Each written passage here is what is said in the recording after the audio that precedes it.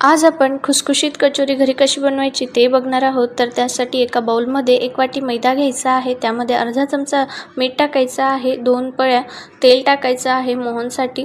जेवढं आपण यामध्ये तेल टाकणार तेवढी आपली खुसखुशीत कचोरी होणार, त्यामुळे आपण जरा जास्तच तेल टाकलेलं आहे आणि यामध्ये थोडं पाणी टाकून याचा सॉफ्टसा डो करून घ्यायचा आहे, मस्त मळून घ्यायचा आहे। याला आपण आता झाकून ठेवूया आणि यासाठी लागणारी स्टफिंग तयार करून घेऊया।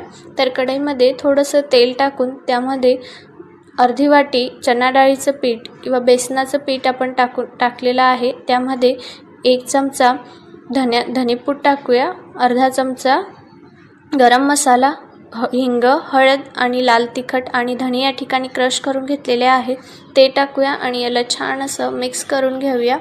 मिक्स करून झालं की त्यामध्ये आपल्याला चवीपुरतं मीठ टाकायचं आहे आणि याला परत एकदा छान मिक्स करून घ्यायचं आहे आणि याला रंग बदलेपर्यंत आपल्याला भाजून घ्यायचं आहे।